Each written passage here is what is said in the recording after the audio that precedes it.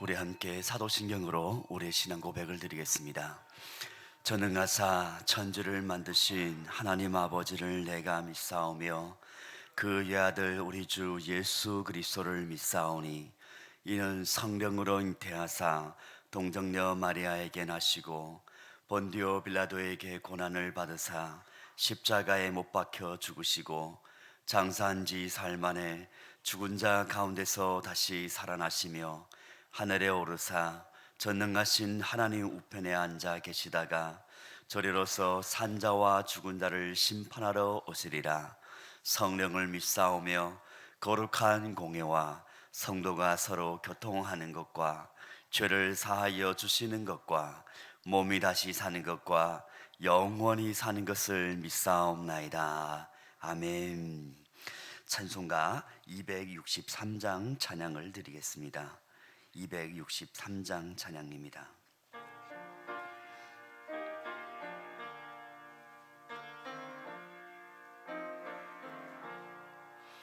이 세상 험하고 나 비록 약하나 늘 기도 힘쓰면 큰 권능 얻겠네.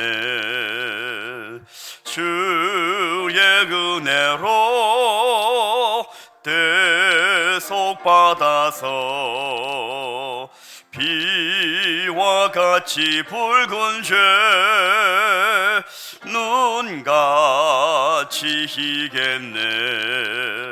주님의 권능은 한없이 크오니 돌 같은 내 마음 건너겨 주소서.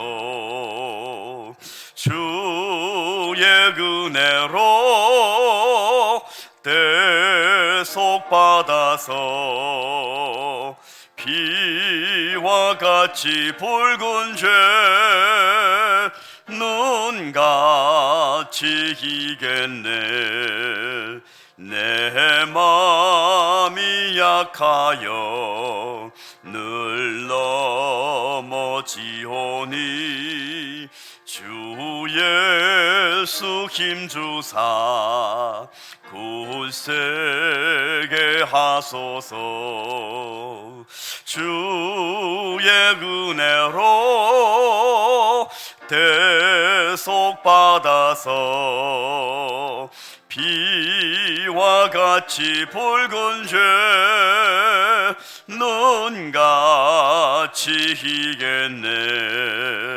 죄 사함 받은 후 새 사람 되어서 주 앞에 서는 날 늘 찬송하겠네. 주의 은혜로 대속받아서 비와 같이 붉은 죄 눈같이 희겠네. 아멘.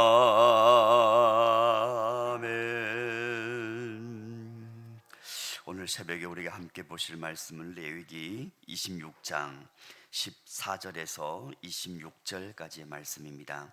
구약성경 188면쯤에 있는 레위기 26장 14절에서 26절까지 말씀입니다.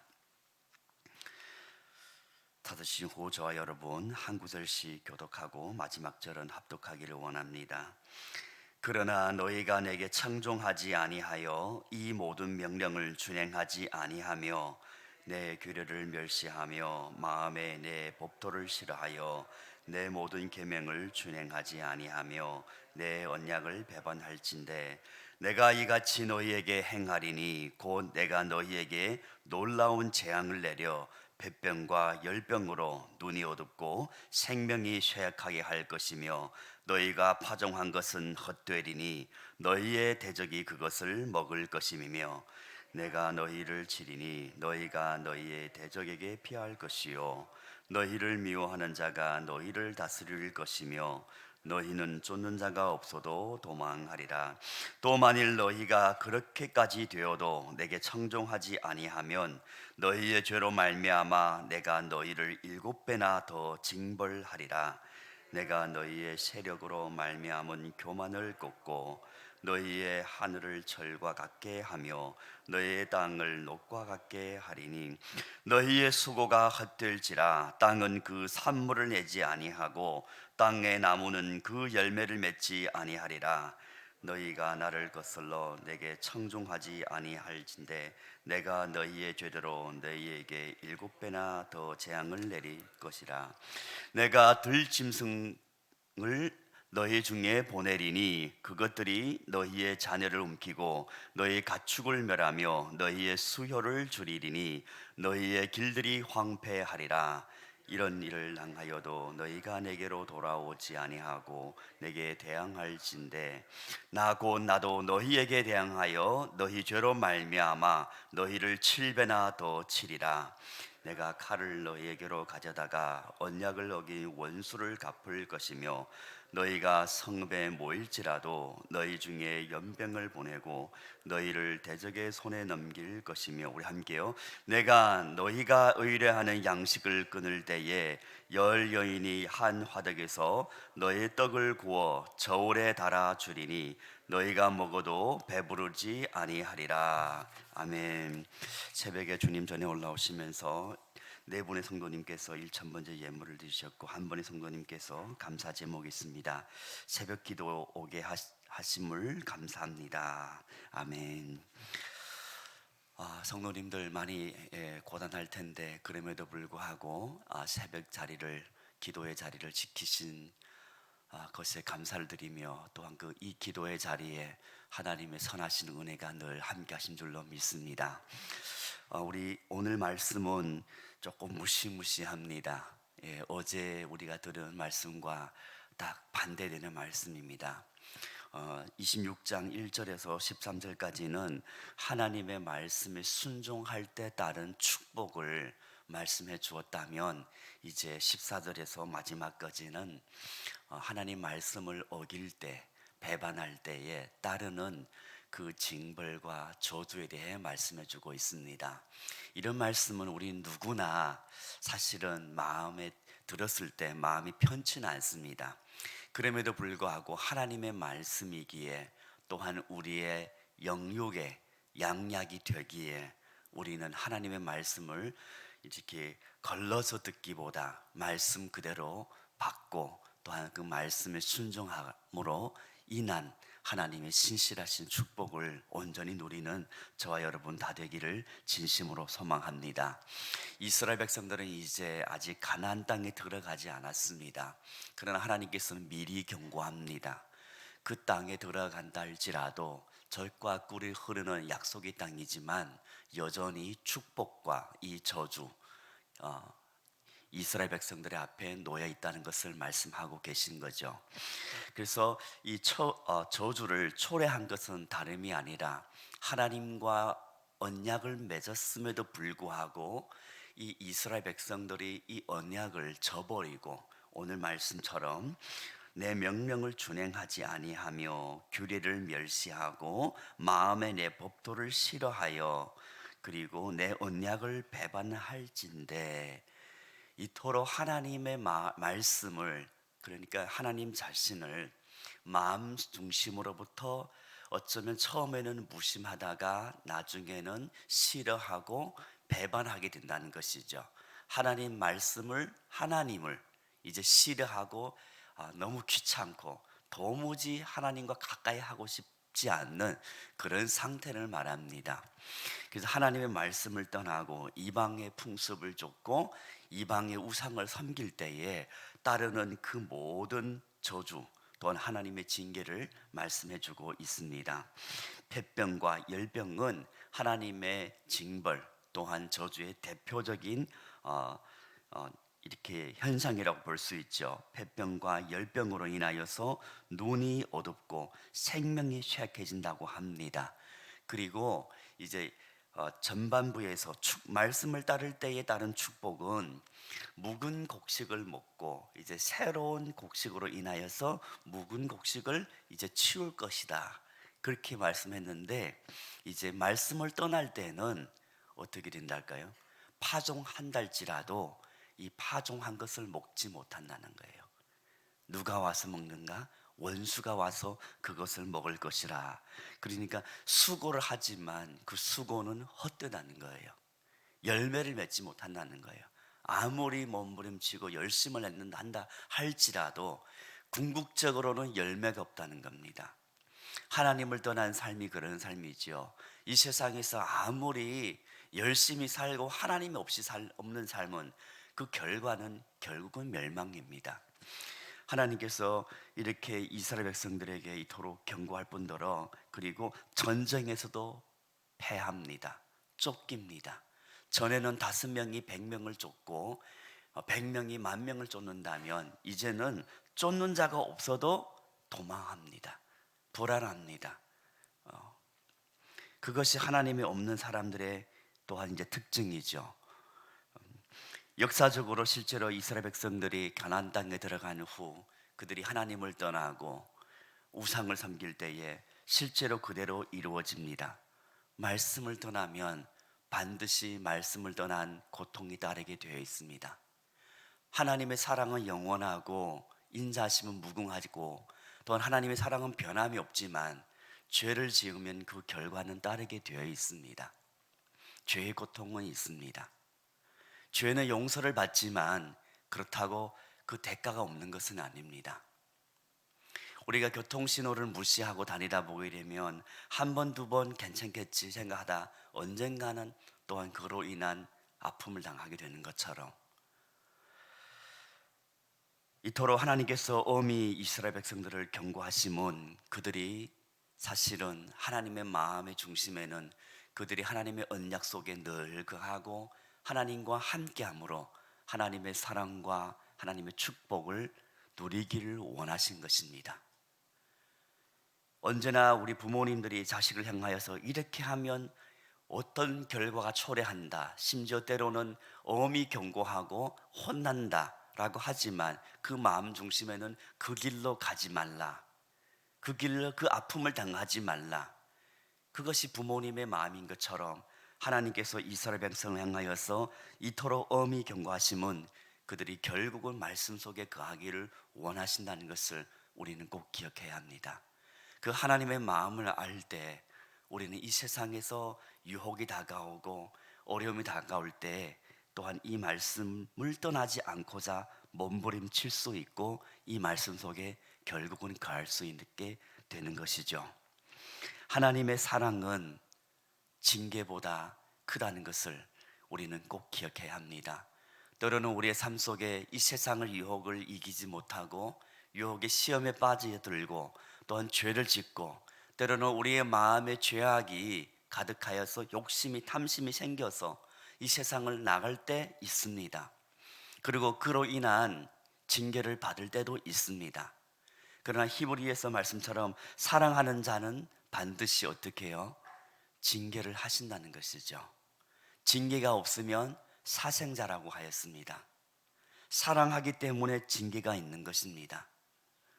그러나 하나님의 진노하심은 잠깐이에요.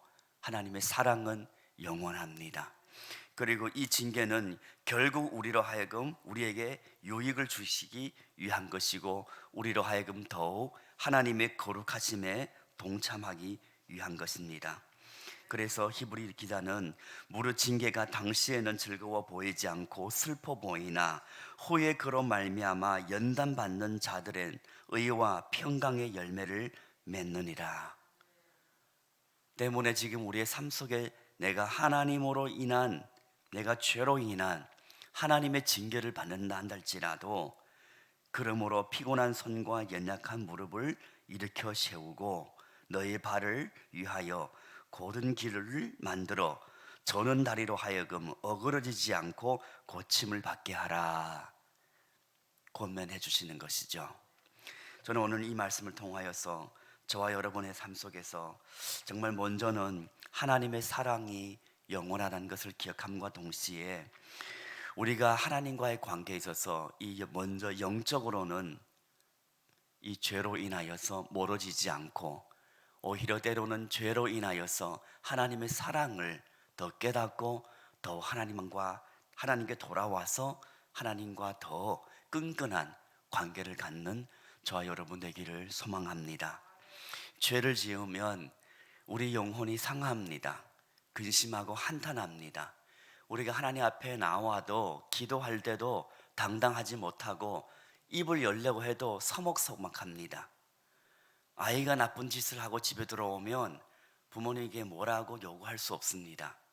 엄마 오늘 치킨 사줘. 아빠 나 장난감 이거 줘. 말 못해요. 그리고 눈치를 봅니다. 혹여 덜킬까봐. 그것이 우리 영적으로 동일합니다. 하나님과의 관계가 서먹해지고 그리고 우리가 그 죄를 계속 품으면 시편 32편의 기자처럼 내가 내 입을 열지 않을 때에 내 뼈가 쇠합니다. 기쁨이 없어요. 평강이 없습니다. 이 모든 것이 사라지고 나의 심신이 점점 피폐해집니다. 그래서 이때는 빨리 하나님 앞에 돌아와서 회개하고 돌이키는 것이, 나의 죄를 고백하는 것이 지혜입니다. 그리고 우리가 죄에 계속 눌려 있으면 열매를 맺지 못할 뿐더러 이 고통으로, 이 죄로 인한 고통을 계속 나중에 받게 되는 것이죠. 예전에 제가 이런 예화를 잠깐 드린 것 같은데요. 어느 장로님이 전날까지 사업장에서 사업의 계약을 다 이제는 식사 자리에 다 됐는데 다음날 아침이면 사인만 하면 됐는데 그 사업이 결국은 파괴된다는 거예요. 그 이유를 본인은 압니다.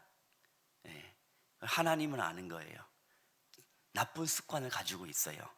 사업차 출장을 가게 되면 밤이면 혼자서 이제 성인 TV를 채널을 돌려보는 거예요.